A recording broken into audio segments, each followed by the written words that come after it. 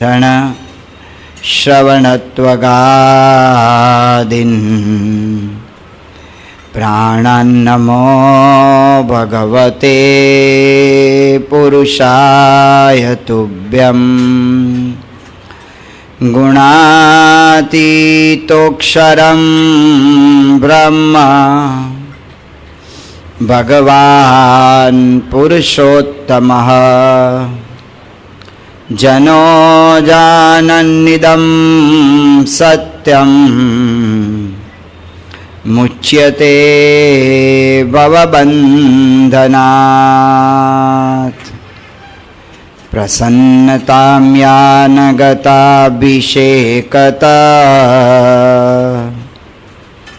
तथा न ममले वनवास दुःखता मुखाम्बुज श्रीरघुनन्दनस्य मे सदास्तु सा मञ्जुलमङ्गलप्रदा।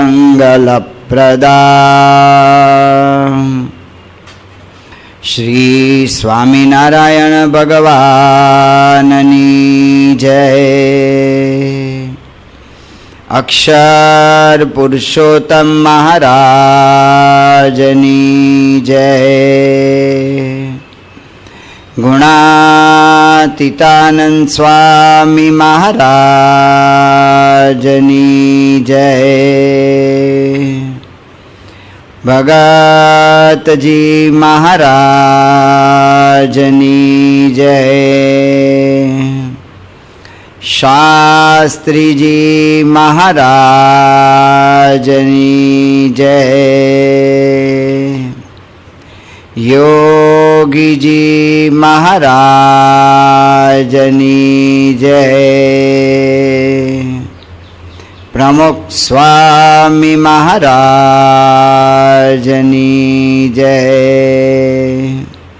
सियावर रामचंद्र भगवाननी जय।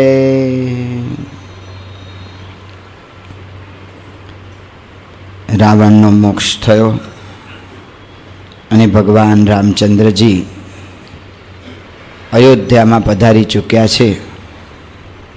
અહીંયા જ યુદ્ધકાંડની તુલસી રામાયણ પ્રમાણે જોઈએ તો લંકાકાંડની પૂર્ણાહુતિ થાય છે। ભગવાન રામચંદ્રજીનો રાજ્યાભિષેક થઈ ગયો છે। રામના રાજ્યમાં સર્વ પ્રકારે સૌને સુખ અને શાંતિ વર્તી રહી છે, પણ હજી રામાયણ એ પૂરું થતું નથી।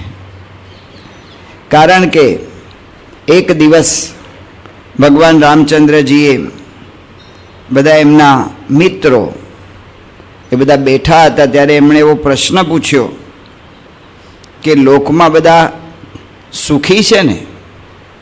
કોઈ કંઈ એવું કંઈ વાતોચીતો કંઈ કરે છે? કારણ કે જ્યારે રામચંદ્રજીનો રાજ્યાભિષેક થયો એ જ દિવસે એમણે લોકોને કહ્યું હતું કે જો મારી કંઈ ભૂલ થાય તો મને તમે બતાવજો, તો હું એ ભૂલને સુધારીશ। એટલે લોકો બધા કોઈ એવી કંઈ આપણી નીતિની અંદર કંઈ ભૂલ કે એવું કંઈ કહી રહ્યા છે? બહુ જ સંકોચ સાથે મિત્રોએ જણાવ્યું। જે પ્રમાણે પ્રચલિત છે એ પ્રમાણે એ પણ કહ્યું કે એક ધોબી એની પત્ની ક્યાંક બીજે જઈ આવી હશે તો એને મારતો હતો ને એમ બોલતો હતો કે હું કાંઈ રામ નથી, તે પારકાને ઘરે ગયેલી સ્ત્રીને રાખું।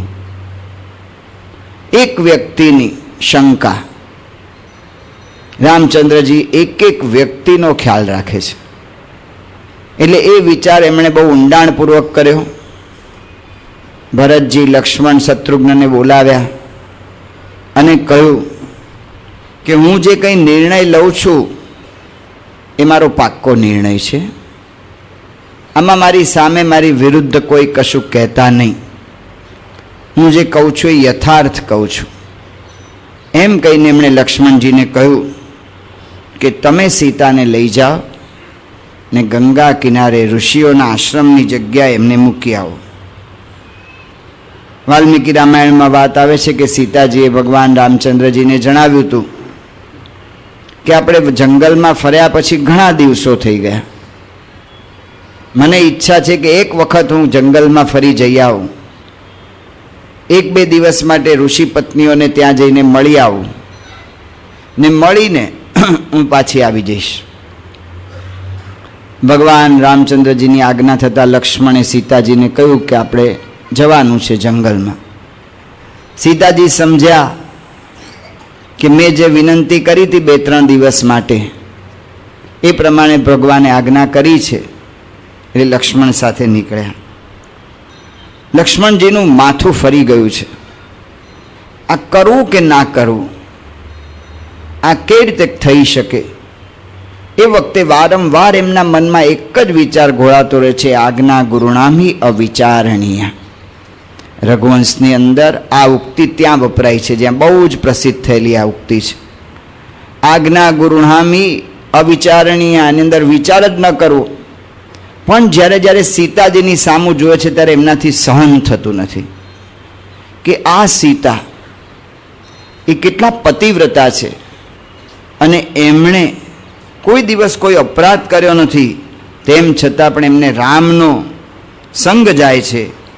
જ્યારે ગંગા કિનારે રથ આવ્યો અને રથ આવ્યો ત્યારે ઉદાસ થયેલા લક્ષ્મણથી રહેવાયું નહીં અને એમનું હૈયું એ ત્યાં ફાટી ગયું, કહેતા કે બહુ જ ઊંચેથી રડવા લાગ્યા. સીતાજીએ કહ્યું કે લક્ષ્મણ, ભગવાન રામચંદ્રજીનો વિયોગ તો હજી આપણને 5-7 કલાક જ થયો છે, એમાં તમને આટલો બધો વિરહાગ્નિ લાગી ગયો. મને પણ ભગવાનનો વિરહ થયો છે, પણ મને એટલો બધો અનુભવ નથી થતો. લક્ષ્મણ કાંઈ જ બોલી ના શક્યા અને મોટેથી રડ્યા કર્યું. ત્યારે સીતાજીએ કહ્યું કે મને કંઈ વાત તો કરો. લક્ષ્મણે કહ્યું કે દેવી, મને માફ કરો, મારે અત્યારે રામચંદ્રજીની આજ્ઞાથી જે કાર્ય કરવાનું આવ્યું છે એના કરતાં તો બહેતર છે કે હું મરી જાઉં તો સારું. આ કાર્ય મારા હાથે ન થાય.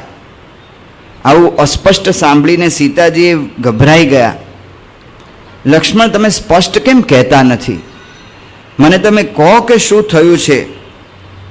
ત્યારે લક્ષ્મણજીએ કહ્યું કે ભગવાનની આજ્ઞા છે કે તમને અહીંયા ઋષિઓના આશ્રમની સમીપે મૂકીને મારે પાછા એકલા અયોધ્યા જવાનું છે. આ વચન જ્યારે સીતાજીએ સાંભળ્યા ત્યારે સીતાજી સૌ પ્રથમ તો સ્તબ્ધ થઈ ગયા, પણ જેવા જાગૃત થયા કે સીતાજીએ લક્ષ્મણને કહ્યું કે લક્ષ્મણ, હું મારા દુઃખ માટે રોતી નથી, એ મને દુઃખ નથી, પણ રામચંદ્રજી બહુ દયાળુ છે. એમણે દરેક લોકોની નાની મોટી ફરિયાદ સાંભળીને નિરાકરણ માટે, નાનામાં નાના માણસની પ્રશ્નોના નિરાકરણ માટે પ્રયત્ન કરી રહ્યા છે. એને લીધે જ મને લોકાપાદને લીધે મને મૂકી છે બહાર. પણ હું જાણું છું કે રામચંદ્રજી અંતરમાં દુઃખી થતા હશે, કારણ કે એ દુઃખી તો થતા જ છે, દયાળુ છે, એટલે કે વગર વાંકે મેં સીતાને જંગલમાં મોકલી દીધી. તમે રામચંદ્રજીને મારા તરફથી આટલો સંદેશો આપજો કે સીતાને કોઈ જ દુઃખ નથી. સુખેથી વાલ્મીકીના આશ્રમમાં જઈને તમારું ભજન કરશે, માટે સીતાને દુઃખે તમે દુઃખી ન થતા. અને લક્ષ્મણ, એટલું કહેજો, ભૂયો યથા મે જન્નાંતરેપી તમેવ ભરતા ન ચ વિપ્રયોગ. ફરી મારો જો કોઈક જન્મ થાય તો રામચંદ્રજી તમે જ મારા પતિ થજો, તમારો કોઈ દિવસ મને વિયોગ ન થાય એવું મને આશીર્વાદ આપે, એવું મને વચન આપે, એટલી મારા તરફથી વિનંતી તમે કરજો. ભગવાન સ્વામિનારાયણે સીતાજીની આ સમજણને અંત્યના 11મા વચનામૃતમાં વખાણી છે. ભગવાન રામચંદ્રજીની એ રાજનીતિ છે, કહેતા કે રામનીતિ છે કે કોઈ પણ માણસને શંકા જાય શંકાના નિવારણ માટે આપણે એને સાબિતીઓ જુદી જુદી આપ્યા કરીએ, એનાથી ઉલટાની શંકા બેવડાય છે ને વધુ થાય છે. શંકાના નિવારણ માટે રામચંદ્રજીએ એ ઉપાય અજમાવ્યો છે કે ત્યાં ન્યાય અન્યાયની ભાવના મૂકી દેવી.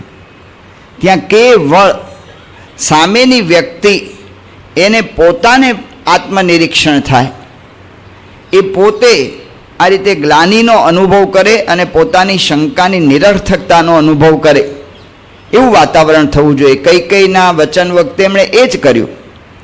ન્યાય અન્યાયની વાતો મૂકી દીધી. What is right, who is right ઉપર ગયા જ નહીં.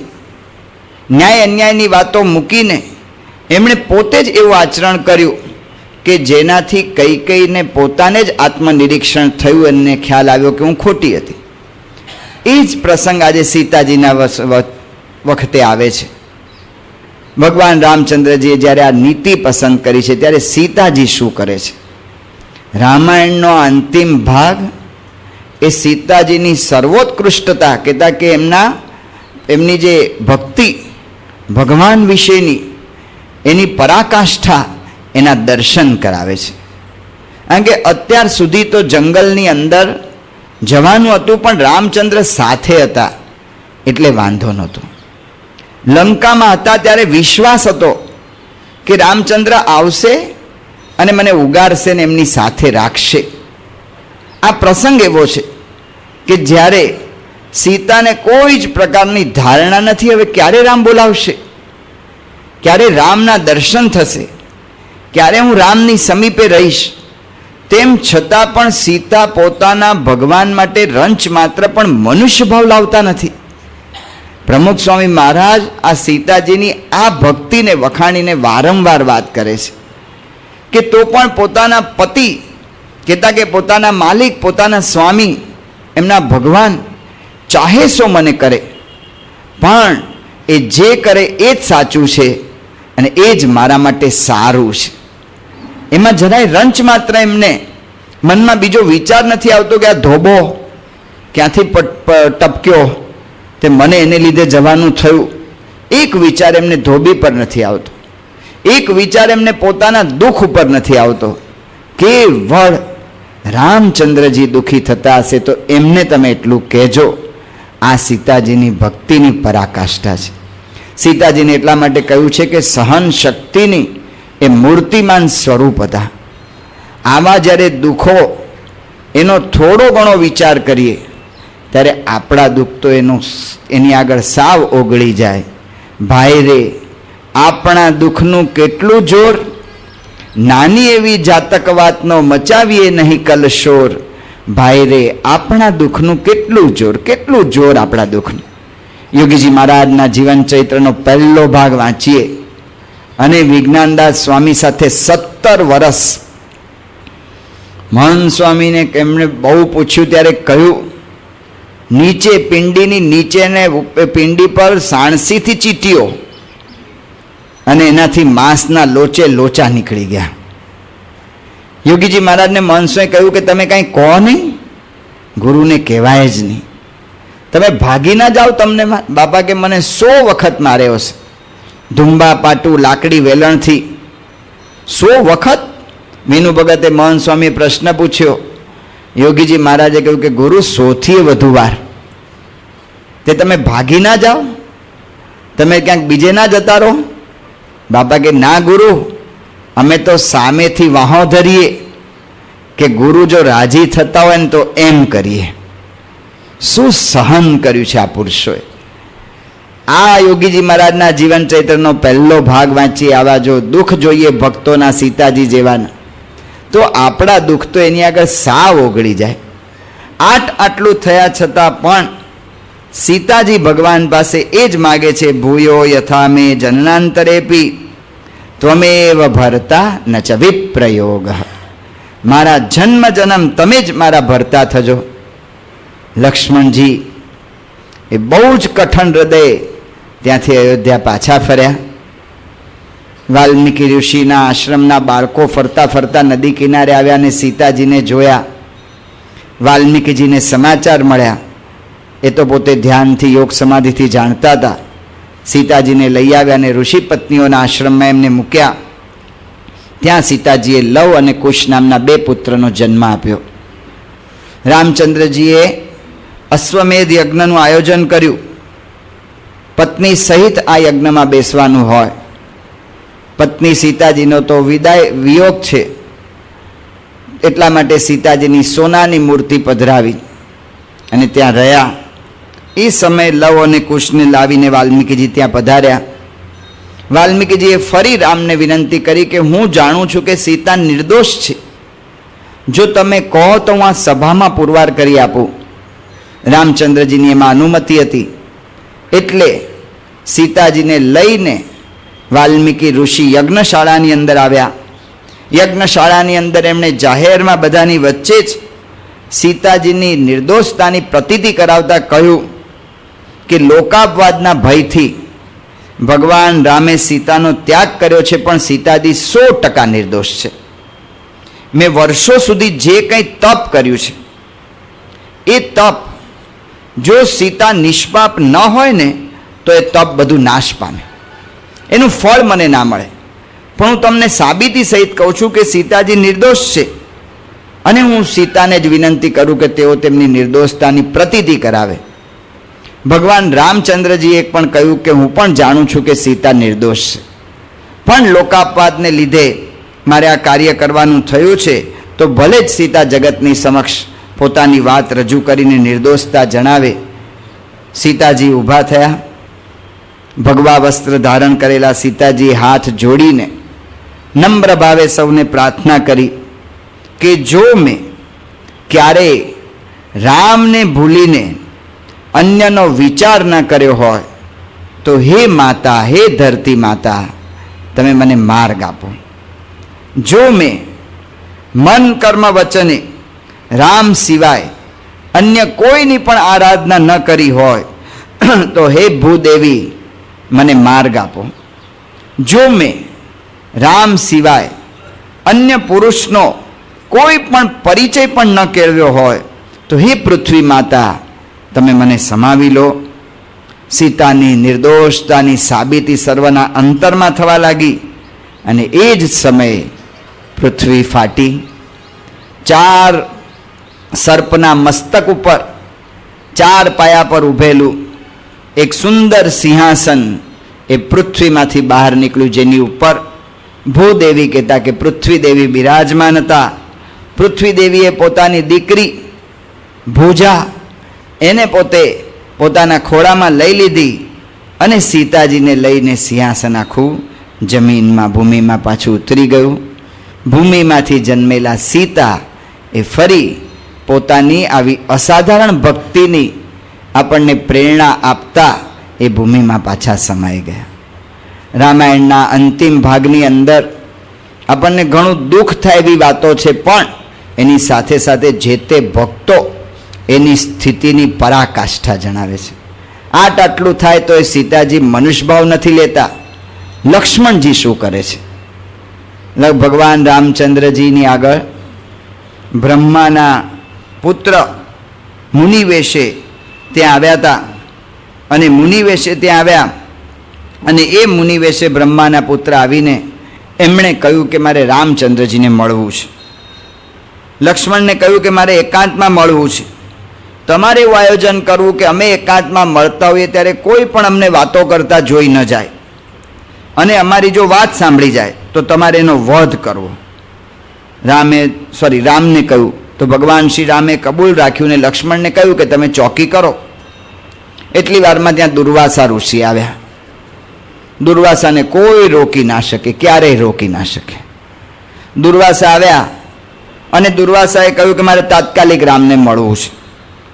લક્ષ્મણે કહ્યું કે ભગવાન રામચંદ્રજીની આજ્ઞા છે કે 2 મુનિ સાથે મળે છે ત્યારે એમની પ્રતિજ્ઞા પ્રમાણે જો એને મળશો તમે તો કોઈ પણ મળવા આગ્રહ કરે તો એનો વધ કરવાની આજ્ઞા છે.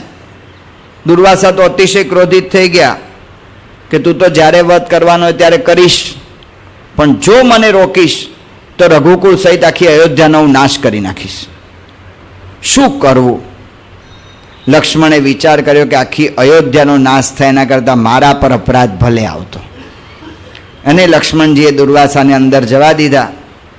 દુર્વાસાએ 1000 વર્ષનું અન્નશન્ન વ્રત લીધેલું હતું, એના પારણા રામચંદ્રજી પાસે કરવાના હતા. એટલે ભાઈ 1000 વર્ષ સુધી રોકાયા તો એ અડધો દાડો રોકાવામાં ક્યાં બહુ વાંધો આવી જતો હતો. પણ આ દુર્વાસા એ ત્યાં ગયા અને ભગવાન રામચંદ્રજીને કહ્યું એટલે પારણા કરાવ્યા. બ્રહ્માના પુત્ર મુનિવેશે આવેલા એ ત્યાંથી નીકળી ગયા. રામચંદ્રજી સત્ય વક્તા છે, સત્યનું પાલન કરનારા છે. હવે એમણે આ વધ લક્ષ્મણનો કરવો પડે, કારણ કે એણે અપરાધ કર્યો છે. જે લક્ષ્મણે 14 વર્ષ હું નિદ્રાનો ત્યાગ કરીને મારી સેવા કરી છે, જે લક્ષ્મણ મારા પડછાયાની જેમ ફર્યો છે, એ લક્ષ્મણનો કઈ રીતે હું વધ કરી શકું? ભગવાન રામચંદ્રજી અતિશય દુઃખી થઈ ગયા. ત્યારે પછી મંત્રીઓએ કહ્યું કે પ્રિય વ્યક્તિનો ત્યાગ કરવો ને એ જ વધ તુલ્ય છે. આખી જિંદગી લક્ષ્મણ ભગવાન રામ સાથે રહ્યા. અને સેવકની સેવકાઈ શું છે કે ભગવાન પોતાનું ગમે તે કરે પણ ભગવાનને વિશે એમની આજ્ઞા પાલકતા પકડી રાખે. એ લક્ષ્મણ એ ભગવાનની આજ્ઞા પાળવા માટે ભગવાનથી પોતે વિદાય થઈ ગયા, નીકળી ગયા. સરયુ તટે ઘણા વર્ષો સુધી, થોડા વર્ષો સુધી તપ કરીને એમણે દેહ છોડી દીધો. ભગવાન રામચંદ્રજીને બ્રહ્માના પુત્ર મુનિ પણ એ જ કહેવા આવ્યા હતા કે હવે તમે તમારા લોકમાં પધારો. એટલે ભગવાન રામચંદ્રજીએ 11,000 વર્ષ આ પૃથ્વી પર પોતાનો દેહ રાખીને ભગવાન પણ પોતે વૈકુંઠ લોકમાં પધારવાનો સંકલ્પ કર્યો. અને પવિત્ર એવી સરયુ નદીની અંદર ભગવાન રામચંદ્રજીએ જળ સમાધિ લીધી. એમની સાથે ભરત, શત્રુઘ્ન અને ઘણા બધા અયોધ્યાવાસી એમણે બધાએ પણ એ જળ સમાધિ લીધી. વર્ષો પહેલાં, લાખો વર્ષો પહેલાં ભગવાન રામચંદ્રજી થઈ ગયા. પણ બ્રહ્માએ વાલ્મીકીજીને કહેલું, યાવત સ્થાસ્યંતિ ગિરય સરિતશ્ચ મહીતલે તાવત રામાયણ કથા લોકેશુ પ્રચરિષ્યતિ. જ્યાં સુધી આ પૃથ્વી ઉપર પર્વતો રહેશે, જ્યાં સુધી આ પૃથ્વી ઉપર નદીઓ રહેશે, ત્યાં સુધી રામાયણની કથા એ આ લોકની અંદર પ્રચાર પામતી જ રહેશે. કારણ કે ભગવાન રામચંદ્રજી એવું વર્તી ગયા. મધ્યનું 28મું વચનામૃત મહારાજે કહ્યું કે પુરુષ માત્રને વિશે રામચંદ્રજી જેવા કોઈ પુરુષ નથી, અને સ્ત્રી માત્રને વિશે સીતાજી જેવા કોઈ સ્ત્રી નથી. એ પોતે મર્યાદાથી એવું વર્તી ગયા. તો આજે પણ એ રામાયણની કથા એ આપણે કરતા રહીએ છીએ. કારણ કે એમના જે પ્રશ્નો, જે રીતે રામચંદ્રજી હલ કરે પ્રશ્નો આજે પણ ચાલુ છે. રામાયણનો આપણે શબ્દ જ ને પ્રશ્નના પર્યાયમાં મૂકી દીધો કે આની આજ મારે રોજ રામાયણ છે, આનો આ પ્રશ્ન છે એમ બોલો ભાઈ સાહેબ. પણ રામાયણ પ્રશ્ન શબ્દ, રામાયણ શબ્દને જ પ્રશ્નના પર્યાયમાં મૂકી દીધો. એટલા માટે આપણે પહેલે દિવસે વાત કરી હતી રામસ્ય અયનમ, રામનું જવું એ કૌટુંબિક પ્રશ્નને લીધે થયું. એની આપણે વિગતો જોઈ. રામસ્ય અયનમ, રામનો જવાનો માર્ગ કયો હતો? રામનો જવાનો માર્ગ એ આવી રીતે સાધુતાનો, વોટ ઇઝ રાઇટનો એ માર્ગ કાયમ રામચંદ્રજીએ પકડ્યો છે. તો રામનો જવાનો માર્ગ આપણે જોયો કે સાધુતાનો, સહન શક્તિનો એ જ માર્ગ એમણે રાખ્યો છે. એ માર્ગ જ રામચંદ્રજીનો છે. રામસ્ય અયનમ, રામનો અયનનો એક અર્થ થાય છે માર્ગ, એક અર્થ થાય છે ગમનમ, જવું, અને ત્રીજો અર્થ થાય છે રામનું ઘર. રામનું ઘર ક્યાં છે? વારંવાર રામાયણની અંદર સાહજિક રીતે આ રામાયણની અંદર રામનું ઘર ક્યાં છે એવું શોધવાનો બહુ પ્રયત્ન નથી કર્યો. પણ સેમ જેમ આપણે વાંચતા જઈએ ને આપણને રામજીના પ્રસંગ, ભગવાન રામચંદ્રજીના પ્રસંગ એ દેખાતા જાય અને સામે પ્રમુખ સ્વામી મહારાજની મૂર્તિ તરવરતી જાય, સામે આપણને દેખાતી જાય. રામચંદ્ર જ્યારે આપણે જોઈએ છીએ કે નારી નયન શર જાહિર ન લાગા જેવા પંક્તિની અંદર, એવા દોહાની અંદર સો નર આપ સમાન રઘુરાયા એવું કે તુલસીદાસજી. સુગ્રીવ આ વાત રામચંદ્રજીને કરે છે. એ તો આપણને દેખાય જ છે કે રામચંદ્રજી એના આ જે ગુણો વર્ણવ્યા છે પ્રમુખ સ્વામી મહારાજમાં યથાર્થ છે. અથવા તો પછી જ્યારે વિભીષણ ને જ્યારે રાવણ મારે ત્યારે તુલસીદાસજી કે મંદ માણસો તો આવું બધું કરે, પણ બડેઈ કી યહી બડાઈ, મોટા પુરુષોની એ જ મોટપ છે કે એ ઓલો દુર્ગુણો દુર્જન એ અપકાર કરે તો પણ એના ઉપર ઉપકાર કરે, ભલાઈ કરે. ત્યારે પ્રમુખ સ્વામી મહારાજના જીવનમાં દેખાય એટલું નથી, પણ નાના નાના પ્રસંગોમાં આપણને દેખાય. રામચંદ્રજી માટે જ્યારે બધા મંત્રીઓ બધી વાત કરે રામચંદ્રજી માટે, અને એ મંત્રીઓ રામચંદ્રજીના ગુણો જ્યારે વર્ણવે, જે દશરથ રાજાને ગુણો રામચંદ્રજીના કયા, એ ગુણો આપણને પ્રત્યક્ષ દેખાય પ્રમુખ સ્વામી મહારાજને. આ છે શું? સ્પષ્ટ પ્રતીતિ છે રામસ્ય અયનમ. કઈ રીતે આ શક્ય બને?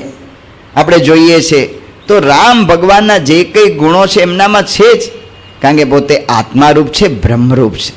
પૂજ્ય ડૉક્ટર સ્વામી વારંવાર કહે છે કે પ્રમુખ સ્વામી મહારાજના દર્શન કરો, એમાં ભગવાન રામના, કૃષ્ણના, અવતારોના, પૈગંબરોના, પછી તીર્થંકરોના બધા જ દર્શન થઈ જશે.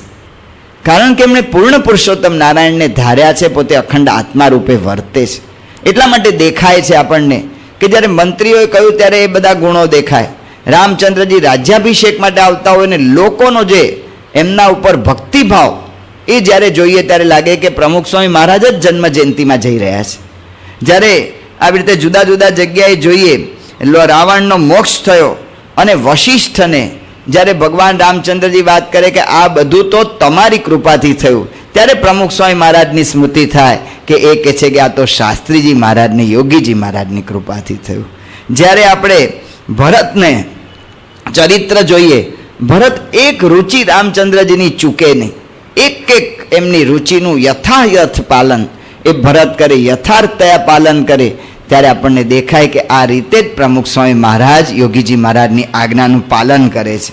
હનુમાનજી વિઘ્ન સમય આવે ત્યારે આગળ આવી જાય અને સન્માન આવે ત્યારે પાછળ આવી જાય. ત્યારે આપણને દેખાય કે આ જ પ્રમુખ સ્વામી મહારાજની રીતિ છે. જ્યારે હનુમાનજી રામચંદ્રજીને સલાહ આપે, વિભીષણ આવે ત્યારે રામચંદ્રજીની એક રુચિ જોઈને આપે, ત્યારે આપણને પ્રતીતિ થાય કે પ્રમુખ સ્વામી મહારાજે આ રીતે જ યોગીજી મહારાજને વાત કરી હતી. રામસ્ય અયનમ, રામનું રહેવાનું સ્થળ ક્યાં છે? રામનું રહેવાનું સ્થળ એ પ્રમુખ સ્વામી મહારાજ સાક્ષાત છે. એ સાક્ષાત મૂર્તિમાન રામાયણ છે કે જેના દ્વારા આપણે સતત એ પ્રેરણા લઈ શકીએ છીએ, માર્ગદર્શન લઈ શકીએ છીએ, ને જેમનું જીવન જોઈને જ આવા ગ્રંથોની કથા કરવાની આપણને શ્રદ્ધા પ્રગટે છે. આ સમજાય જ નહીં, બાકી ગ્રંથ ઉકલે જ નહીં. જ્યાં સુધી વર્તન સ્પષ્ટ ન થાય ને ત્યાં સુધી ગ્રંથ ઉકલે નહીં. પ્રમુખ સ્વામી મહારાજ એમના વર્તન દ્વારા ભાગવત હોય, ગીતા હોય, ઉપનિષદ હોય, રામાયણ હોય, વચનામૃત હોય કે સ્વામીની વાત હોય, કોઈ પણ ગ્રંથ હોય, એમણે એમના વર્તન દ્વારા એ ગ્રંથનો સાક્ષાત્કાર આપણને કરાવે છે, કે મૂર્તિમાન એ ગ્રંથના દર્શન કરાવે છે. તો આપણને એની પ્રતીતિ થાય છે કે રામસ્ય અયનમ એટલે પ્રમુખ સ્વામી મહારાજ. ચોથી વાત આપણે કરી હતી, રામસ્ય અયનમ કહેતા કે રામે અયનમ, રામમાં મારી ગતિ કેવી રીતે થાય, રામમાં મારી ગતિ કેવી રીતે થાય, તો એના માટે આપણે જોઈએ છીએ તો પ્રમુખ સ્વામી મહારાજે રામનો માર્ગ પ્રવર્તાવ્યો. ઘર સભા જેવો આ પ્રોજેક્ટ આપીને ભગવાન રામચંદ્રજીએ જે માર્ગ બતાવ્યો છે, કઈ રીતે મારું ઘર રામ રાજ્ય થાય, કઈ રીતે મારા ઘરની અંદર શાંતિ અને સુખ થાય. તો પ્રમુખ સ્વામી મહારાજે આ ઘર સભાનો પ્રોજેક્ટ આપ્યો. કહેતા કે ઘર સભાની વાત કરીને એક બહુ મોટું કાર્ય કર્યું છે. રામાયણમાં આપણે જોઈએ છીએ કે આખું કૌટુંબિક એકતાની કેટલા રહસ્યો એની અંદર સમાયેલા છે, કે કઈ રીતે વ્યક્તિએ પોતે વર્તવું, કઈ રીતે પતિ પત્ની વર્તે, કઈ રીતે માતા પિતા સાથે સંબંધ રાખે, કઈ રીતે બાળકો સાથે સંબંધ રાખવો, કઈ રીતે ભાઈ ભાઈ વચ્ચે સંબંધ રહે. આવી કેટલી બધી વાતો રામાયણની અંદર ગૂંથાયેલી છે. એ વાતો પ્રમુખ સ્વામી મહારાજે આ ઘર સભા દ્વારા, જો મારે રામમાં ગતિ કરવી હોય, કહેતા કે મારું ઘર રામ રાજ્ય કરવું હોય તો મારે શું કરવું? કદાચ બીજી કોઈ વાત યાદ ના રહે ને, આ એક વાત યાદ રહે ને કે ઘર સભા કરવી. રોજ સાંજે, રોજ રાત્રે, જે કંઈ અનુકૂળ કુટુંબના બધા સભ્યોને હોય એ સમય કરીને 20 થી 25 મિનિટ ભગવાનનું ભજન કરવું, સભા કરવી, આ ઘર સભાનો એક કેટલો મોટો ચમત્કાર થયો છે. 2-3 મિનિટ ધૂન થાય ને એકાદ કીર્તન ગવાય, 15 થી 20 મિનિટ કોઈ ગ્રંથનું વાંચન થાય. આટલી નાનકડી એવી આ ઘર સભા, પણ એ ઘર સભા દ્વારા રામ રાજ્ય એ કેટલું સ્થપાયું છે એનો અનુભવ થાય. આપણને લાગે કે આનાથી શું થતું હશે એટલા વાતમાંથી, પણ આ આજ્ઞા છે ને પોતા ભગવાનના ધારક પુરુષની છે, એટલે બીજી કરોડ આજ્ઞા કરતાં એ આજ્ઞા વિશેષ એનું મહત્વ ધરાવે છે.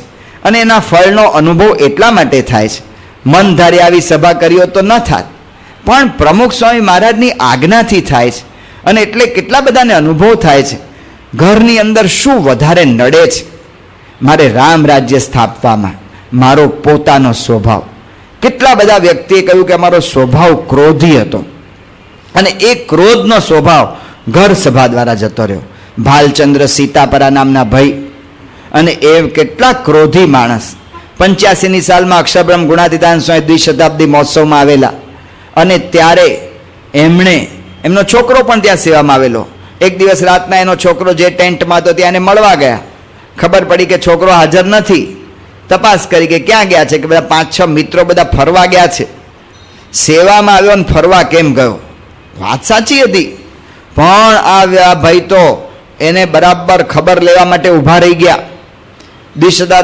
શતાબ્દી મહોત્સવના ત્યાં ઓલા દરવાજે, દશાવતારના દરવાજે ઊભા રહ્યા, રાહ જોતા હતા.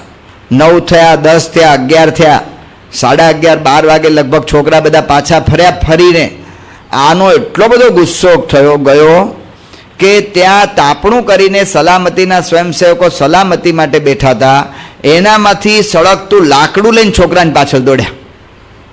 આટલો બધો ક્રોધ એનો અતિશય. એના ઘરમાં ઘર સભા શરૂ થઈ. ઘર સભા શરૂ થઈ. એક વખત એમના ઘરે કોઈક મહેમાન આવ્યા હશે, એટલે છોકરાને કહ્યું કે આ મહેમાનને મૂકી આવો, કે પપ્પા અત્યારે જાઉં છું, સાંજે રાતનું થોડું અંધારા જેવું થઈ ગયું છે તો સ્કૂટર લઈને જવું. નવું સ્કૂટર લાવેલા, કે જા લઈ જા, કારણ કે મહેમાનની સામે ના પડાય નહીં, એટલે લઈ જવા દીધું. અને લઈ ગયો છોકરો, અને છોકરા બચારાથી કંઈક શરત ચૂક થઈ ગઈ. પાછું વળતા સ્કૂટર ક્યાંક ભટકાયું ને પહેલે જ દાડે સ્કૂટરમાં મોટો ગોબો પડી ગયો. થરથર ધ્રુજે છોકરો. કેટલી વખત ચપ્પલનો માર ખાધેલો તો બાપના. એટલે શું થશે આજે?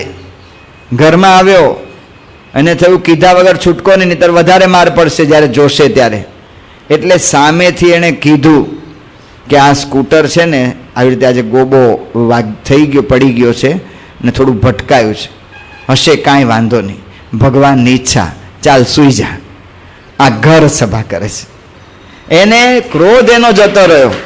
બીજા ભાઈ છે, આ માંડવીનો પ્રસંગ છે, ભાલચંદ્ર સીતાપરાનો બીજો પ્રસંગ છે. એમણે કહ્યું કે હું જમવા વખતે રોજ ક્રોધ કરતો.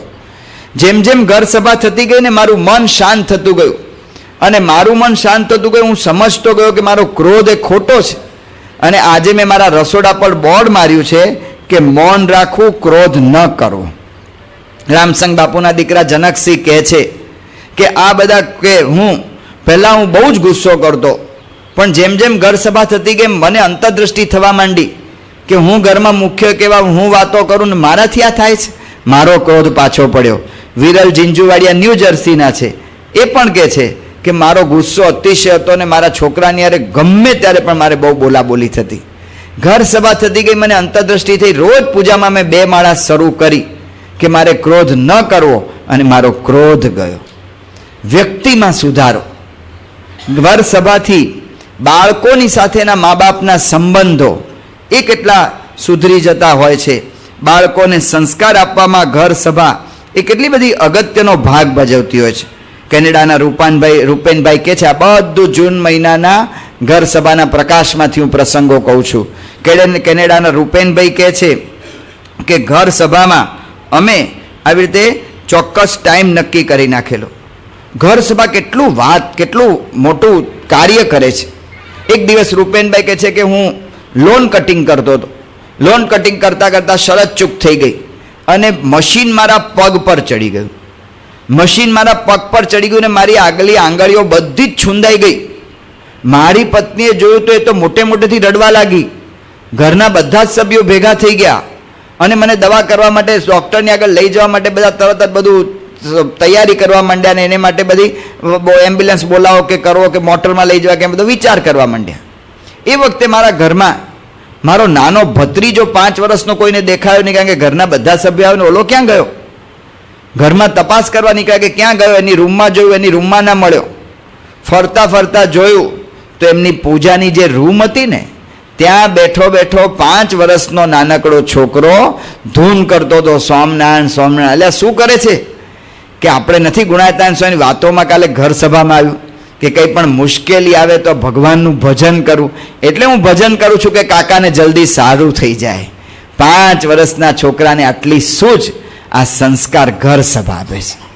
એમના ઘરની અંદર એમના ભાભી ધામમાં જતા રહ્યા, કહેતા કે 31 વર્ષના બેન ધામમાં ગયા, 2 સંતાનને મૂકતા ગયા, એક 1.5 વર્ષનો બાળક અને બીજી 6 વર્ષની બાળકી. ઘરમાં બધા જ રોકકળ કરે ત્યારે 6 વર્ષની બાળકી આ ઘર સભાના પ્રતાપે શું કહે છે એના દાદા દાદીને કે શું કામ રડો છો એટલું બધું? મમ્મી તો મહારાજના ઘરમાં ગયા છે એટલે સુખી થયા છે, માટે એમાં રડવાનું શું આટલું બધું હોય? આ સંસ્કાર ઘર સભાથી ઘરની અંદર બાળકોમાં કેટલા સંસ્કાર પડે છે. વિરલ જીંજુડિયાભાઈ લખે છે ન્યૂ જર્સીના, અત્યારનો આખો જમાનો કેવો આવી ગયો છે, ઇન્ટરનેટનો જમાનો. અને એમાં આ તો અમેરિકામાં રહે છે. અમેરિકાની અંદર તો બાળકને ગળથુથીમાં વાહીના સંસ્કાર નાખવામાં આવે છે. કંઈ પણ થાય એટલે વાય. શા માટે? અને પછી થાય હાય, કારણ કે બાળકોને ગળથુથીમાં નાખવામાં આવે વાય. અમે ત્યાં ગયા હતા, એટલાન્ટાની અંદર શિબિર હતી અને કેમ્પિંગ સાઇટમાં શિબિર હતી, તળાવને કિનારે 1989માં પૂજ્ય ડૉક્ટર સ્વામી સાથે. અને ત્યાં શિબિર હતી અને તળાવને કિનારે સરસ રળિયામણું સ્થળ હતું. તળાવને કિનારે શિબિર. બાળકોને બધાને આદેશ આપ્યો હતો કે ભાઈ જો તમારે પાણી પીવાની તરસ લાગે ને તો અહીંયા આપણે તમારા માટે પાણી તૈયાર રાખ્યું છે. એ તમારે નળનું પાણી ટેપ વોટર પીવું, પણ તળાવનું પાણી આપણા માટે પીવા યોગ્ય નથી, એટલે ન પીવું. આ સવારના પોરમાં આદેશ અપાયા હશે. બપોરના એક છોકરો નાનકડો 4, 4.5, 5 વર્ષનો છોકરો, ગુજરાતી બોલી નહોતો શકતો, અંગ્રેજીમાં જ બોલતો હતો. અને એણે મને કહ્યું કે આજે અમને સવારે એમ કહેવામાં આવ્યું કે તમારે ટેપ વોટર જ પીવાનું ને લેક વોટર નહીં પીવાનું. મેં 2 વોટર ટેસ્ટ કર્યા, 2નો ટેસ્ટ સરખો જ છે, વાય અમને રોકવામાં કેમ આવે છે? આ જમાનો અમેરિકાનો છે. નાના છોકરાઓ કોઈ પણ વાતમાં પ્રશ્ન કરે. આ ભાઈને પ્રશ્ન થયો કે કઈ રીતે ઇન્ટરનેટમાંથી મારા છોકરાને રોકવો. સ્કૂલમાં આદેશ આપવામાં આવે કે આટલું સંશોધન કાર્ય કરવાનું છે ને ઇન્ટરનેટમાંથી જાણીને કરી આવજો. શું કરવું? વિરલભાઈએ વિચાર કર્યો કે રોજ હું છોકરાને ભણાવવા માટે સમય આપું છું, પણ આનો ઉકેલ ભણાવવામાંથી નહીં. કદાચ ભણી ગણીને છોકરો તૈયાર થશે, પણ એના જીવનની અંદર એણે જે પ્રશ્નોનો સામનો કરવો છે ને એ કેવળ અભ્યાસ નહીં કરી શકે. એટલે વિરલભાઈએ વિચાર કર્યો કે હું ઘર સભા શરૂ કરું. અભ્યાસનો સમય ઓછો કર્યો, ઘર સભા શરૂ થઈ. ઘર સભામાં ધીમે ધીમે બધા એટલું બધું સમજતા ગયા. વિરલભાઈ લખે છે કે મારે એને કહેવું જ ના પડ્યું કે ઇન્ટરનેટમાં આટલો વિવેક રાખવાનો હોય. એની મેળે સમજવા માંડ્યો અને અમારા બંનેની વચ્ચે આત્મીયતા થઈ ગઈ અને અમારે એને વિવેક એ આપોઆપ આવ્યો. આ ઘર સભા આટલી બધી એને સૂઝ આપે છે. આ તો પરદેશની વાત થઈ. અમદાવાદના લાલજીભાઈ મુંજાણી ભરતકામ ને સિલાઈ કામનું કામ કરે છે. બહુ સામાન્ય સ્થિતિ, 3 સંતાનો ઘરની અંદર. મોટો છોકરો એન્જિનિયર થયો છે, પણ આ ઘર સભાથી કેટલો વિવેક કેળવાયો. એન્જિનિયર છોકરાએ આજ સુધીમાં આ 21મી સદીમાં એક પણ ફિલ્મ જોયું નથી. ટીવી જોવાનો સગાવાલા આગ્રહ કરે તો ટીવી જોતો નથી.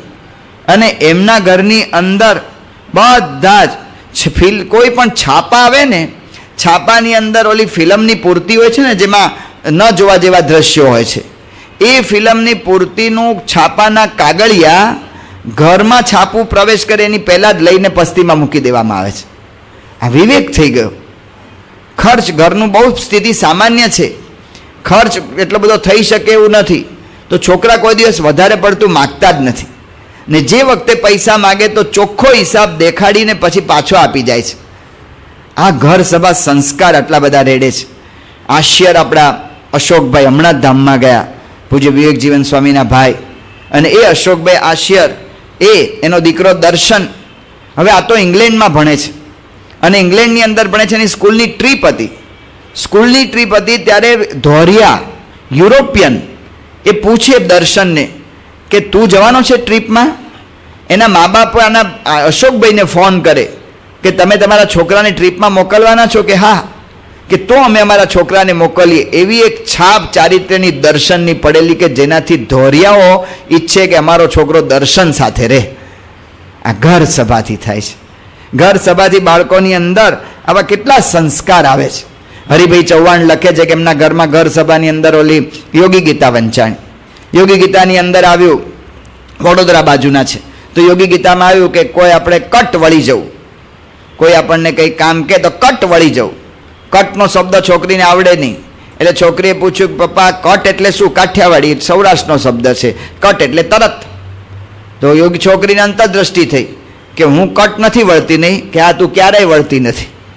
તો એણે નક્કી કર્યું કે સારું, હવેથી હું વળીશ. બીજે દાડે સવારે હરિભાઈએ છાપું આપ્યું કે લે બેટા કાકાને આપી આવ.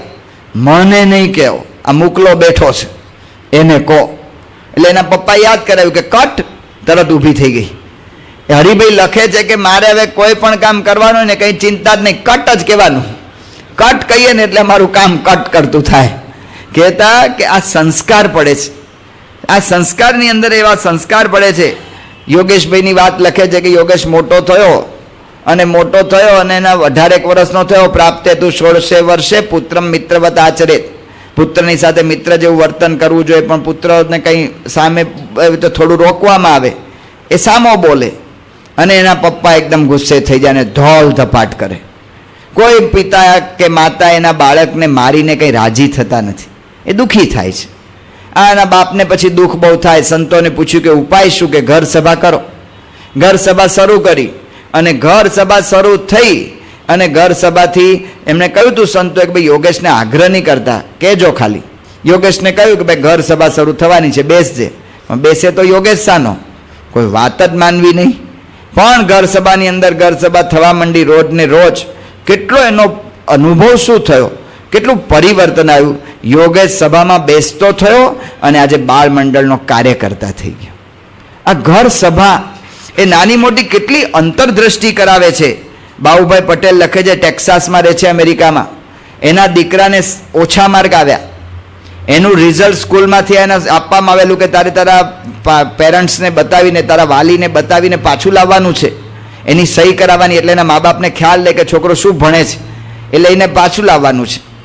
આને થયું કે જો હું બતાવીશ તો મને ઘરે ઠપકો મળશે. આણે છોકરાએ પોતે જ પોતાની રીતે એના બાપની સહી કરી નાખી કે આપી દઉં. પણ ઘર સભા થઈ અને એને અંતરમાં ખ્યાલ આવ્યો કે હું ભૂલ કરું છું, આ ઠીક થતું નથી, એ ભૂલ કરું છું એ વિચાર આવતા જ એણે એના પપ્પા બાબુભાઈ પાસે ગયો અને બાબુભાઈને કહ્યું કે આવી રીતે ઘર સભા કે મેં આ ભૂલ કરી છે, મને માફ કરો. આવા સંસ્કાર છોકરાઓને પડે છે. કેટલી જગ્યાએ એવો અનુભવ થયો છે કે છોકરાઓ ઘર સભા ઘરે કરતા હોય તો બીજે જાય તો એના મામાને ઘેર, એના માસીને ઘેર, એમના ફઈને ઘેર ઘર સભા ચાલુ કરતા કરી દીધી. ઘર સભા એના પતિ પત્નીના સંબંધો કેટલા સુધારે છે. આપણે વાત કરી છે રામાયણમાં કૌટુંબિક એકતા. કૌટુંબિક એકતા માટે આપણે રામાયણની અંદર આપણને પ્રેરણા મળ્યા કરે છે. એ કઈ રીતે પ્રમુખ સ્વામી મહારાજ આજે મૂર્તિમાન કરે છે. પતિ પત્નીના સંબંધો એ ઘર સભાથી કેટલા સુધરે છે. ક્યાં સુધી પહોંચી ગયેલો પ્રશ્ન એ ઘર સભાથી હલ થાય છે. શૈલેષભાઈ ધાનાણી રાજકોટના ફેક્ટરીમાં કામ કરે અને રાજકોટમાં આવેલા નવાને ફેક્ટરીમાં કામ કરતા હતા. હવે ફેક્ટરીમાં એમને એમ થયું કે થોડું વધારે કમાઈ લે, કારણ કે આમ બહુ કંઈ વિશેષ ન હોય, મજૂરી જેવું કામ કહેવાય. એટલે પછી એની અંદર થોડું વધારે કમાય એટલે ઓવર ડ્યુટી કરે, એટલે રાતના મોડા આવે. રાતના ઘરે મોડા આવે. કોકે એમના પત્નીને શંકા નાખી. આવા પાછા શંકા નાખનારા સમાજમાં હોય જ છે કે ક્યાંક બીજે ફરે છે. અને એના પત્નીને દ્રઢ થઈ ગયો અને ઘરમાં પછી પ્રશ્નો શરૂ થઈ ગયા. એમણે લખ્યું કે હું પહેલાં 6 મહિના અમારે ઘરમાં સારું રહ્યું, પણ 6 મહિના પછી ઓલી સંતો વાત કરે છે ને કે પહેલાં ચંદ્રમુખી દેખાય, પછી સૂર્યમુખી લાગે ને પછી જ્વાળામુખી ફાટે. તો 6 મહિનામાં આવો અનુભવ થયો અને 6 મહિના પછી રોજ ને રોજ સંબંધો બગડતા ગયા. રાજકોટમાં એમણે ઘર લીધેલું આપણા હરિભગતનો ભાડે. હરિભગત ઉપર રહેતા હતા અને આ ભાઈ કંઈક નીચે રહેતા હતા, વિનોદભાઈ નામના હરિભગત. અને એના ઘરમાં રોજ ઝઘડા થયા. એક દાડો ઝઘડો એટલી હદ સુધી પહોંચી ગયો કે એના પત્ની કંઈક પોતાના શરીર પર ઘાસતેલ બધું છાંટીને આપઘાત કરવાનો પ્રયત્ન કર્યો. ગભરાઈ ગયા શૈલેષભાઈ, બૂમાબૂમ કરી. ઉપરથી વિનોદભાઈને બીજા બધા દોડીને આવ્યા, આજુબાજુના આડોશી પાડોશી દોડ્યા અને બધા ઘરમાં આવીને ગમે એમ કરીને થાળે પાડ્યું. એની પત્નીને બચાવી લીધી. શૈલેષભાઈ કે મને એમ થયું કે આના કરતાં હું મરી ગયો તો સારું હતું, મારે મોઢું શું દેખાડું લોકમાં. ત્યારે વિનોદભાઈએ કહ્યું કે તમારા ઘરના જો પ્રશ્ન ટાળવા હોય તો ઉપાય બતાવો. કે બતાવો ને ભાઈ સાહેબ, એ જ પ્રશ્ન મોટા મોટો છે કે ઘર સભા કરો. કે ઘર સભા શું? કે જો અમે કરીએ છીએ. 5-7 દિવસ વિનોદભાઈને ઘેર શૈલેષભાઈ ઘર સભામાં બેઠા, અનુભવ કર્યો, શાંતિ થઈ. પોતે પોતાના ઘરમાં જઈને ઘર સભા શરૂ કરી. પત્નીને કહ્યું, પણ સંબંધો ઠેઠ આપઘાત સુધી પહોંચી ગયા હોય કેમનું એનું માને? પત્ની કાંઈ બેઠા નહીં, એકલા વ્યક્તિએ ઘરમાં 3 જણ, એના પત્ની ને એની પુત્રી, પણ ઘરમાં એકલો જ આ વ્યક્તિ ઘર સભા કર્યા કરે. એકલો ધૂન બોલે, એકલો કીર્તન ગાય, એકલો મોટેથી વાંચે. ધીમે ધીમે એમના પત્નીની અંદર આ ઘર સભાનું વાતાવરણ જે થયું, કારણ કે ઘર સભાથી ભગવાન પ્રધાન થાય છે. ઘરમાં ભગવાન પ્રધાન થાય, સંત પ્રધાન થાય એટલે કાર્ય થાય જ. અને એનાથી એના પત્નીને ગુણ આવ્યો. પત્ની ઘર સભામાં બેસતા થયા. ધીમે ધીમે વાતચીતને અવકાશ મળવા માંડ્યો. એકબીજાની ગેરસમજણ દૂર થઈ ગઈ. આજે શૈલેષભાઈના ઘરની અંદર બધા જ સત્સંગી થઈ ગયા. એ લોકોની આર્થિક સ્થિતિ સુધરી. શૈલેષભાઈ આજે સંપર્ક કાર્યકર્તા તરીકે રાજકોટ મંદિરે સેવા પણ આપે છે ને એના લીધે એના મા બાપ પણ સત્સંગી થયા. કઈ હદ સુધી પ્રશ્ન જાય ઘર સભાથી હલ થાય છે. રામ રાજ્ય કેવી રીતે સ્થપાય છે? ઘર સભાથી. આ તો ખાલી પત્ની ઘરમાં હતા ને આપઘાત કર્યો. સૂર્યકાંતભાઈ નામના ખંભોળદના આપણા એક હરિભગત એને મળ્યા કે મારા ઘરમાં બહુ મોટો પ્રશ્ન થઈ ગયો છે કે મારી પત્ની જતી રહી છે પિયર, 6 મહિનાથી જતી રહી છે. એક જ એ વાત કરે છે કે કાં તો તમે તમારા મા બાપથી છૂટા થાઓ ને કાં તો મને છૂટાછેડા આપો. 2માંથી એક જ બનશે, તમારા મા બાપ કે હું 2માંથી એક જ સાથે રહી શકશું. ઓલો કે હું મારા મા બાપને છૂટા કરી શકું એમ નથી, પત્નીને છૂટાછેડા આપી શકું એમ નથી, શું કરું? સૂર્યકાંતભાઈ કહે કે ઘર સભા કરો. પણ મારી પત્ની ઘરમાં હોય જ ઘર સભા કરું ને ભાઈ સાહેબ, એ ઘરમાં જ નથી, એના પિયર જ જતી રહી છે. સારું, આ કાર્યકર્તાએ એના પત્નીને જઈને વાત કરી, સમજાવ્યા અને એને કહ્યું કે તમે છે ને અમારી એક શિબિર ભરો. કંઈક શિબિર થવાની હશે ખેડા જિલ્લામાં. એ શિબિરમાં એમના પત્નીને ત્યાં પ્રવેશ આપીને એમને ત્યાં બેસાડ્યા.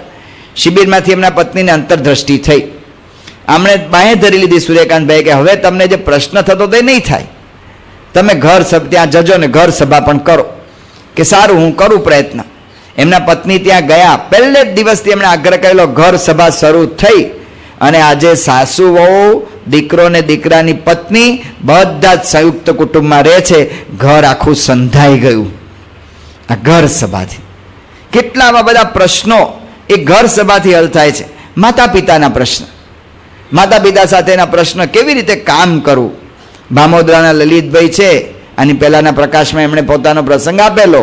હવે લલિતભાઈ ઘરમાં 3 જ વ્યક્તિ, માં, દીકરો એની પત્ની અને એને પોતે, 3 જ. પણ એટલા ઘરમાં ઝઘડા થાય, લલિતભાઈને ઘરમાં જવાનું મન ના થાય. સંતોને વાત કરી કે શું કરવું. સંતો કે ઘર સભા કરો. ઘરમાં આવીને વાત કરી કે આપણે ઘર સભા. સંતો કે તમે સમજાવો. પહેલાં વાત એવી કરી તો કે સમજાવું પણ કોઈ સમજતા નથી.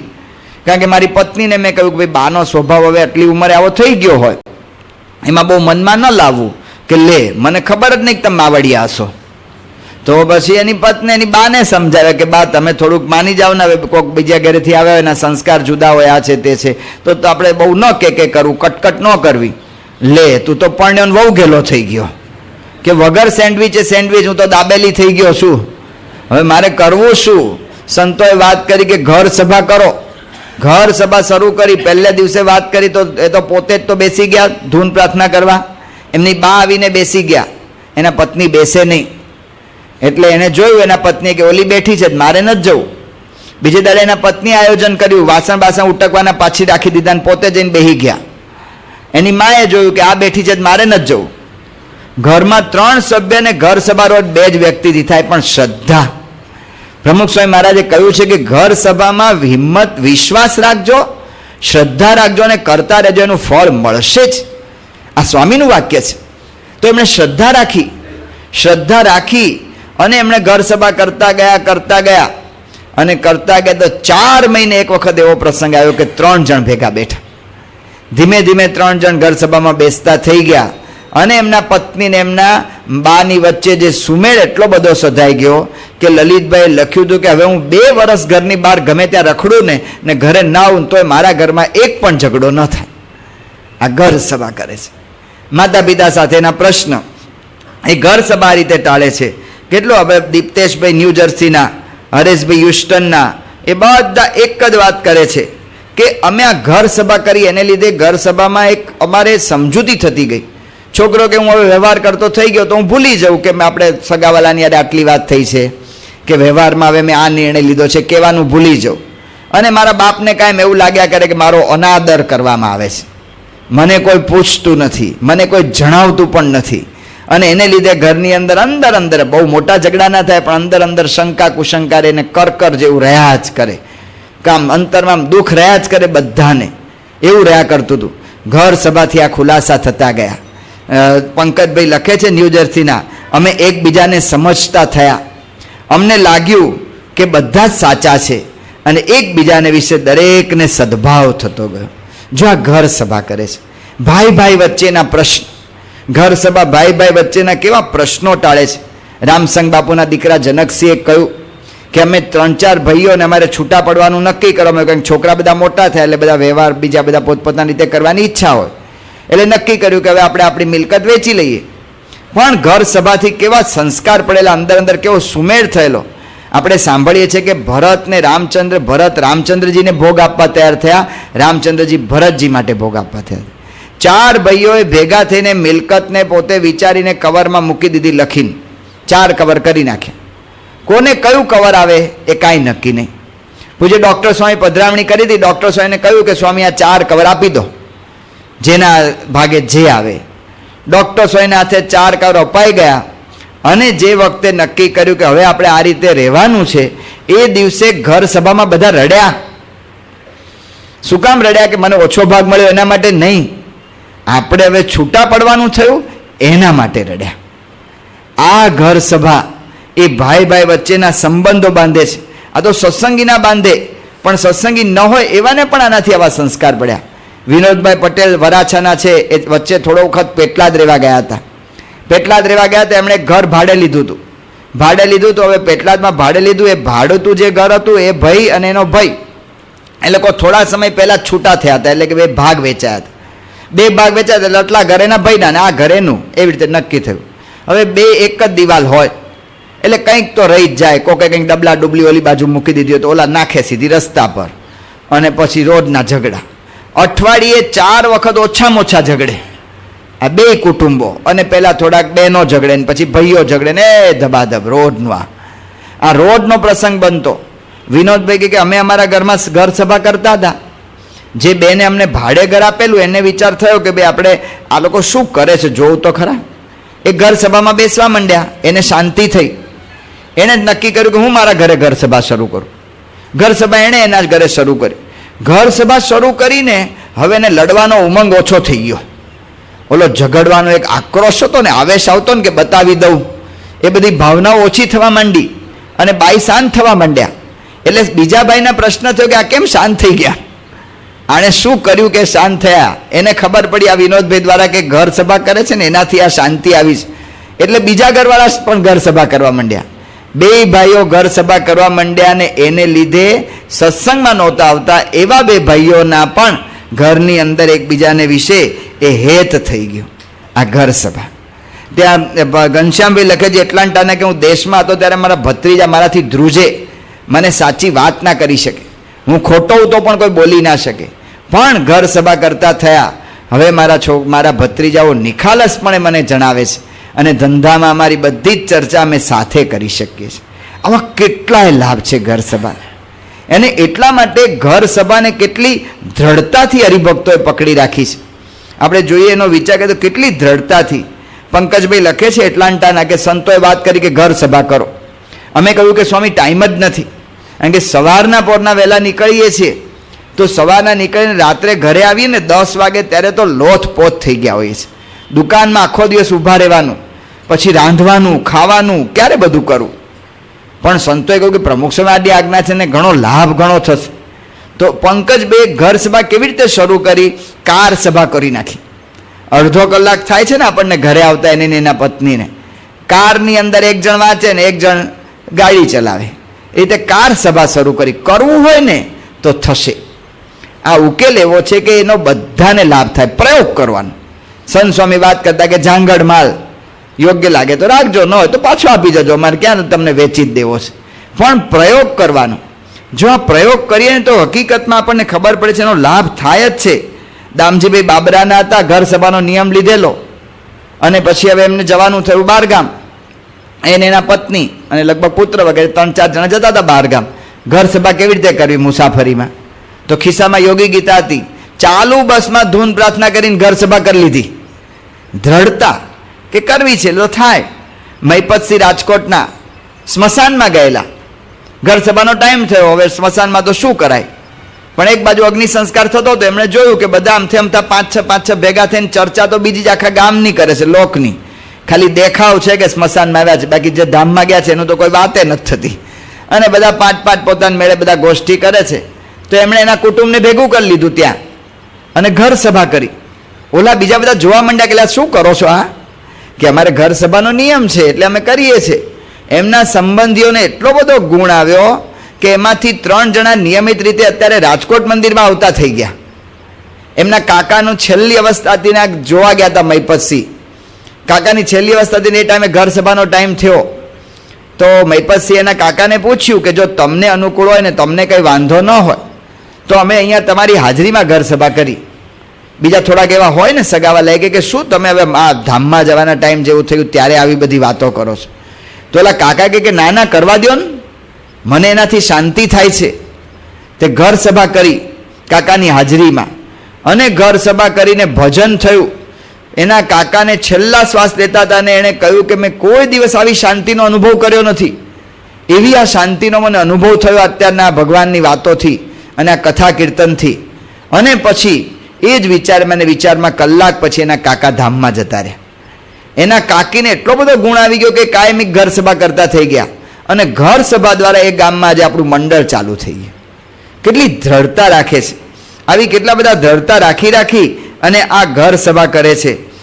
સાહેબરાવ પાટીલ, એને ઘર સભાનો નિયમ અને એને ઘર સભાનો નિયમ અને એમને હવે પોતાની બિચારે નોકરી એવી ને કે ડ્યુટી બદલાય એટલે ઘર સભાનું કોઈ નક્કી રહે જ નહીં.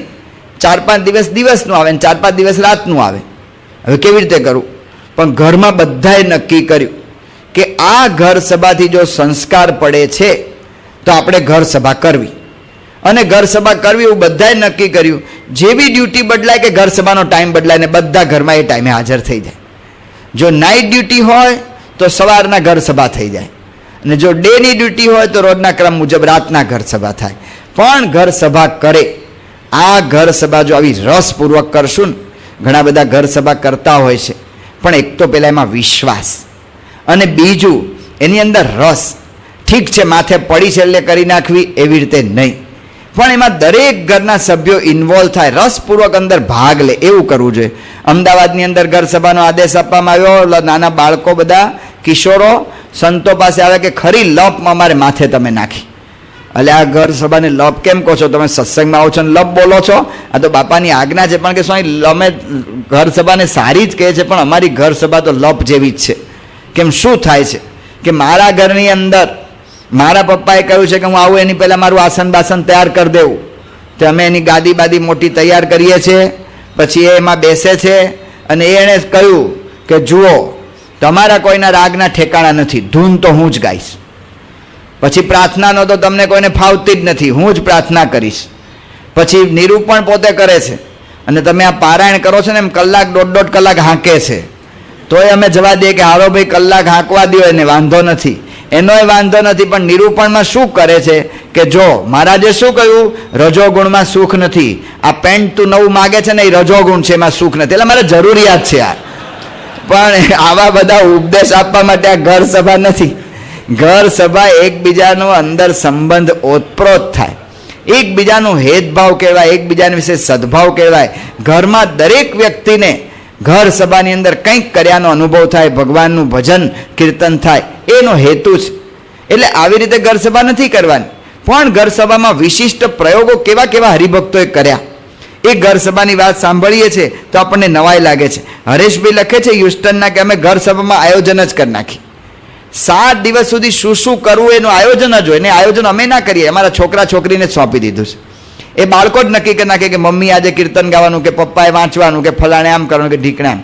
બાળકો જ બધું આ કરે. હમણાં અમે અહીંયા હિંમતનગર ગયા તો હિંમતનગરની અંદર પણ ગામડાનું એક ગામ છે, હું નામ ભૂલી ગયો, ત્યાં પણ આવી રીતે બધું આયોજન એની મેળે છોકરાઓ કરી નાખે અને 7 દિવસનું બોર્ડ લખાઈ જાય, જેમ આપણે સત્સંગ સભામાં લખાઈ જાય છે ને, અમુક નાના મંડળોમાં લખે છે કે આવતી રવિ સભામાં ફલાણાભાઈ નિરૂપણ કરશે, આમ કરશે. એનું આયોજન ઘરની અંદર ઘર સભા થાય ને, એક વિશિષ્ટ કાર્યક્રમ થાય છે, એનો અનુભવ થવો જોઈએ, એ રીતે એનું આયોજન થવું જોઈએ. તેનું આયોજન થઈ જાય અને બાળકો જ બધી આ રીતે આ બધું ઘર સભાની અંદર આ બધું કાર્ય કરે છે. રૂપેનભાઈ લખે છે કે અમે અમારા ઘરની અંદર ચોક્કસ ટાઈમ રાખી દીધો, 7 વાગે એટલે અમારા ઘરના બધા સભ્યો ત્યાં હાજર થઈ જ જાય. ચોક્કસ ટાઈમ, આજે 10 વાગે કરે ને કાલે વળી 11 વાગે ને પમદાડે 7 વાગે, એવી ઘર સભાઓ ટકે નહીં. એક ચોક્કસ ટાઈમ એ ટાઈમ કરી દીધો છે, એને લીધે અમારા ઘરની અંદર બધું બહુ સુખ રહે છે. તો એની અંદર એક બાઉભાઈ લખે છે એટલાન્ટાના કે અમે ઘરમાં શું કરી નાખ્યું છે કે અમારા ઘરમાં વારા જ કરી દીધા. ઘરમાં પૂજાના વારા, ઠાકોરજીને ઉઠાડશે આ, ઠાકોરજીને પોઢાડશે આ, ઠાકોરજીને જમાડશે આ, ઘર સભાનું આયોજન આ કરશે, એમ અમારા વારા પાછા બદલાય 5-5, 10-10 દિવસે. અને વારા બદલાય એને લીધે દરેક બાળકોમાં જે ભક્તિભાવ ઉદય થયો છે, અમને કાયમ અનુભવ એવો થાય છે કે અમારા ઘરમાં ભગવાન કાયમ બિરાજમાન છે.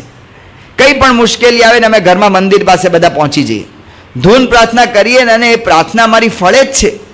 આ ઘર સભાની અંદર આવું આયોજન કર્યું. કેતનભાઈ લખે છે કે અમે 6 દિવસનો કાર્યક્રમ નક્કી જ હોય. સોમવાર હોય તો અમારે ભજન જ હોય ઘર સભા, મંગળવાર હોય તો રમત હોય, સત્સંગની રમત કરવાની. ઘર સભાની અંદર આયોજન કરે કે આ દિવસે ઉત્સવ આપણે ઉજવવાનો છે, પ્રતિક ઉત્સવ ઉજવે. મુખ્ય ઉત્સવ મંદિરમાં કરતા હોય તો પ્રતિક ઉત્સવ ઉજવે. તો ઉત્સવની અંદર બાળકો નક્કી કરે કે અમે ડાન્સ કરશું, અમે નૃત્ય કરશું. એટલે અહીંયા ક્યાં સ્ટેજ છે, તો બાળકો પોતે આપણી કેસેટો જુએ સત્સંગ દર્શનની, એમાંથી નૃત્યના સ્ટેપ શીખે, એ સ્ટેપ પ્રમાણે નૃત્ય તૈયાર કરે અને ઘર સભામાં ઠાકોરજીના ઘર મંદિર આગળ ઠાકોરજી સમક્ષ આ બાળકો નૃત્ય કરે. ઘર સભાને કેટલું મહત્વ આપવામાં આવે, અને એ રીતે આ રીતે મહત્વ આપીને એ બાળકો એનાથી એને ઘર સભામાં એવા સંસ્કાર થાય છે અને અમને આનંદ થાય છે. દીપ્તેશભાઈ ન્યૂ જર્સીના કહે છે કે અમે ઘર સભામાં ડે ઉજવીએ છીએ જુદા જુદા, કે આજે ભાઈ એજ્યુકેશન ડે, તો એ દિવસે અભ્યાસ સંબંધી બધી વાતો થાય, ચર્ચા થાય. થોડાક દિવસ પછી હેલ્થ ડે, આપણું સ્વાસ્થ્ય કેમ જાળવવું એની બધી વાતો ચીતો એમાં થાય. સત્સંગ ડે, એ વખતે સત્સંગની બધી જ્ઞાન ગોષ્ઠીની ક્વિઝ બધા બાળકો તૈયાર કરે, એના પ્રશ્નપત્રો આપવામાં આવે અને એના બધી ક્વિઝ બધી થાય તૈયાર, ને ક્વિઝનું રમત થાય. આ રીતે અમે ઘરની અંદર ઘર સભામાં વિશેષતા લાવીએ છીએ. પંકજભાઈ લખે છે ન્યૂ જર્સીના કે અમે ઘર સભામાં શું કર્યું છે, અંતરદ્રષ્ટિનો ચાર્ટ. ઘર સભા પછી અમે 10 મિનિટ ફાળવીએ અમુક દિવસે, અને 10 મિનિટ ફાળવીએ. એની અંદર બધાએ દરેક સભ્યોના પહેલાં ગુણ લખવાના કે મને તમારું આ વર્તન બહુ ગમે છે, અને એના પછી કે મને તમારું આ વર્તન નથી ગમતું એ પણ લખે. એમણે દાખલો આપ્યો છે કે દાખલા તરીકે હું જ્યારે જમું ત્યારે ચોપડી વાંચ્યા કરતો હતો, તો મારા દીકરાઓએ લખ્યું કે અમને આ નથી ગમતું, તમે જ્યારે જમતા હો ત્યારે અમારા પર જો ધ્યાન આપો ને તો અમને વધારે ગમે. તો આ રીતે અમારે ઘરમાં એકબીજાને ખબર પડે છે કે કોને શું નથી ગમતું, એની પાછી ગોષ્ઠી થાય છે, નિખાલસતાથી ચર્ચા થાય છે, એકબીજાના હેતુ જણાવે છે કે ભાઈ હું આના લીધે આ કરું છું. એને લીધે અમારા ઘરની અંદર સમસુરતભાવ, એકતા વધી ગયું, આત્મીયતા વધી ગઈ, અને નિખાલસતા એ અમારા સૌની અંદર આવી ગઈ છે. આ ઘર સભાનો અનુભવ. પંકજભાઈ પટેલ લખે છે કે અમે રોજ ઘર સભાની અંદર ચર્ચા કરી લઈએ, છોકરાને પૂછીએ કે તમે શું ભણી આવ્યા. અમેરિકાના છોકરા એટલે ઇતિહાસની વાતો કરે, ભૂગોળની વાતો કરે, અમને અમેરિકાનું કંઈ ખ્યાલ જ નહીં. આ તો અમે ત્યાં પહોંચી ગયેલા, પણ છોકરા તો બાળપણથી જન્મ્યા ત્યાં, એટલે અમે ઉલટાના છોકરા પાસેથી અમેરિકાનું શીખતા ગયા. અમેરિકાના અમે એને પછી એ અમને પૂછે ત્યારે અમે સત્સંગની વાતો કરી, એટલે એ અમારી પાસેથી એ શીખતા ગયા. ઘરમાં માતા પિતા અને પુત્ર પુત્રીઓ વચ્ચે કેટલો આત્મીયતાનો સંબંધ થઈ જાય. ડૉક્ટર દીપકભાઈ લખે છે, ડેન્ટિસ્ટ છે અહીંના આપણા લંડનના, કે અમે ઘર સભાની અંદર બેસતા થયા અને ઘર સભામાં આવી ગોષ્ઠી કરતા થયા. સ્વાસ્થ્ય કેવી રીતે જાળવવું, ડ્રગ્સને શા માટે ન લેવા, પિયર પ્રેશર, મિત્રોનો પ્રેશર, એને પિયર પ્રેશર ત્યાં કહે છે કે બધા છોકરા સ્કૂટર લઈ આવતા એટલે આપણા ઘરનો છોકરો સાયકલ લઈને જાય ને ઓછું આવતું હોય, એ પિયર પ્રેશરથી સ્કૂટર માગતો હોય છે. તો એની વચ્ચે કેવી રીતે કામ લેવું એની થોડી અમે બહુ નિખાલસતાથી ચર્ચા કરતા. કોની યારે, આ તો પરદેશ, કોની યારે ફ્રેન્ડશીપ રાખવી, ફ્રેન્ડશીપનો લાભ શું, કારણ કે ત્યાં તો બહુ જ વિચિત્ર રીતે બધું એકબીજાના મિત્ર થઈ જાય. તો એ બધી ચર્ચા મેં કરતા થયા, એને લીધે મારા બાળકોની અંદર સંસ્કાર એવા દ્રઢ રહ્યા. જો આ ઘર સભામાં આવા કેટલા આયોજન થઈ શકે. હમણાં હિંડોળા ઉત્સવ ગયો, જો બાળકોને ઘરમાં કહ્યું હોય ને, અહીંયા બધા હિંડોળા 5-7 ગોઠવેલા હતા કે આપણા ઘરની અંદર તમારે દર 3 દિવસે કે 4 દિવસે નવો હિંડોળો બનાવો. તો એક દાડો એ માચીસનો બનાવશે, બીજે દાડે કંઈક મોતીનો બનાવશે, ત્રીજે દાડે ફૂલનો બનાવશે. એને એક પ્રવૃત્તિ મળશે ભગવાન સંબંધી થવાની, આપણને એક તક મળશે એની કળા જાણવાની ને એને વખાણવાની. આવી કેટલી બધી પ્રવૃત્તિ કરી શકાય. જન્માષ્ટમીનો ઉત્સવ અહીંયા ધામધૂમપૂર્વક થાય છે, પણ ઘર સભામાં આપણે પ્રતિક રૂપે ઉજવી શકાય. નાનકડો એવો હિંડોળો કરીને ત્યાં ભગવાનની મૂર્તિ પધરાવીને આરતી ઉતારી શકાય. અન્નકોટ ઉત્સવ તો મંદિરમાં દર્શન કરવા આવવું જ જોઈએ, પણ અન્નકોટ પહેલાં આપણા ઘર મંદિરમાં નાની નાની થાળીઓ ગોઠવીને બાળકોને સોંપી શકાય કે તમે બધું ગોઠવો અન્નકોટ ઠાકોરજી પાસે. આપણે ઘરમાં મીઠાઈ તો બનાવીએ જ છીએ, તો મીઠાઈ સોંપો. જલઝીણી ઉત્સવ હમણાં આવશે, ઘરમાં ઓલું ટબ લઈ નાનકડું ને ઓલી બોટ આવે છે, ઓલી ઓલી મીણબત્તી કરે ને તે ફટફટ ફટફટ ફટ હાલે બોટમાં. એ તો બાળકોને સોંપો, એની અંદર એક ઠાકોરજીની મૂર્તિ ચોંટાડી અને ઘરમાં જલઝીણી કરો ને, 5 ટાઈમની આરતી કરો, જલઝીણી પર પ્રવચન કરો. આવા કેટલા કાર્યક્રમો થઈ શકે ઘર સભા દ્વારા. યોગી પર્વ આવે તો ગુણ ગ્રહણનો કાર્યક્રમ, ઘરની અંદર એકબીજાનો ગુણ કે. તો આપણે આ વાત કરીએ છીએ કે રામ ભગવાનનું રાજ્ય એ જો ઘરમાં સ્થાપવું હોય ને, તો પ્રમુખ સ્વામી મહારાજે આ ઉપાય બતાવ્યો છે. આ ઉપાયથી ભગવાન રામચંદ્રજીનું રાજ્ય સ્થપાય છે, ને અનેક પ્રશ્નોનો ઉકેલ એ આ ઘર સભાથી આવ્યો છે. સંતો વાત કરે છે, ઓલું એક ગામ હતું અને વૈદ, હવે જૂના જમાનાના વૈદ ને અમે કંઈ ગામડાના વૈદ, એટલે નાનકડા એવા રાજ્યના વૈદ, એને કંઈ આવડે નહીં બહુ વિશેષ, એટલે જે કોઈ આવે એને એક જ વસ્તુ આપે, હરડે. ફડાકા બહુ મારે, હે મારી આગળ તો બધા જ પ્રશ્નોની દવા, ને કોઈ પણ પ્રશ્ન આવે ને હું એને મટાડી દઉં. એટલે બધા પ્રશ્ન ગયા, બધા પ્રશ્ન મટાડી દઉં. તે એકવાર રાજા ને રાણીને પ્રશ્ન થયો, ઝઘડા થયા. તે રાણી જતા રહ્યા એના મહેલમાં, રાજાના મહેલમાં આવે જ નહીં. એટલે રાજાને પ્રશ્ન થયો કે હવે આવતા નથી, શું કરવું? બહુ ઉકેલ શોધ્યો પણ ઉકેલ મળે નહીં. તે કે ઓલો બહુ ફડાકા મારે છે ને, બોલાવો ને. કે એટલે અમારે આ રાણી સાથે અબોલા થયા છે, એનો કોઈ ઉકેલ ખરો કે ખરો ને? એની કોઈ દવા ખરી કે ખરી કે શું? કે હરડે. એટલે હરડે? હા હરડે. કે હું કહું એમ કરો. તે રાજાને 3-4 પડીકી આપી દીધી અને ખરેખરો રેચ લાગ્યો. તે રાજા 10-15 વાર સંડાસ જઈ આવ્યા, એટલે પગ ઢીલા થઈ ગયા. રાજસભામાં રાજા સાહેબ ગયા નહીં. રાજસભામાં બધાને ખબર પડી કે રાજા સાહેબ બીમાર પડ્યા છે, એટલે આખી રાજસભા ઘરે આવી.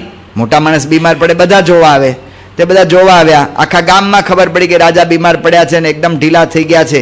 તે બધા ગામના માણસો આવવા માંડ્યા. ઓલી રાણી એના મહેલમાંથી જુએ કે કેમ રાજાના મહેલમાં આટલા બધા માણા જાય છે. તપાસ કરાવી કે રાજા તો પથારીએ પડ્યા છે, ઢીલા ઢપ થઈ ગયા છે, કાંઈ બોલતા ચાલતા નથી. ઓલા પસાયતા હોય ને પાછા વધારે કરીને કહેતા હોય કે કાંઈ નક્કી નહીં, શું થશે કંઈ જણાતું નથી.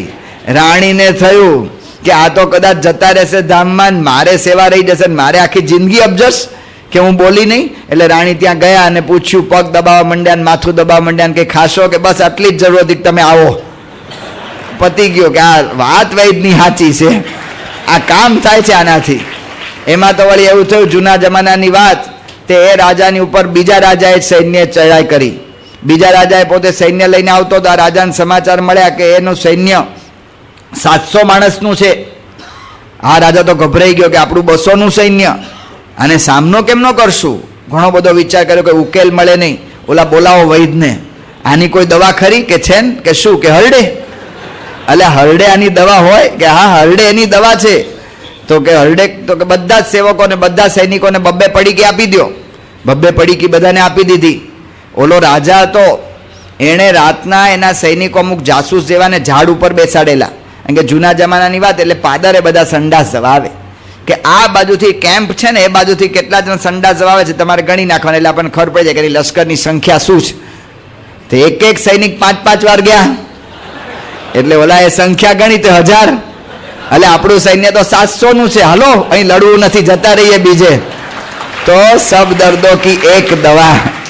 એવી રીતે કોઈ પણ પ્રશ્ન હોય ઘરનો, સાસુઓનો પ્રશ્ન, બાપ દીકરાનો પ્રશ્ન, ભાઈ ભાઈનો પ્રશ્ન, પિતા પુત્રનો પ્રશ્ન, કોઈ પણ પ્રશ્ન એની એક દવા છે ઘર સભા. એ પ્રમુખ સ્વામી મહારાજે આપણને આપી છે.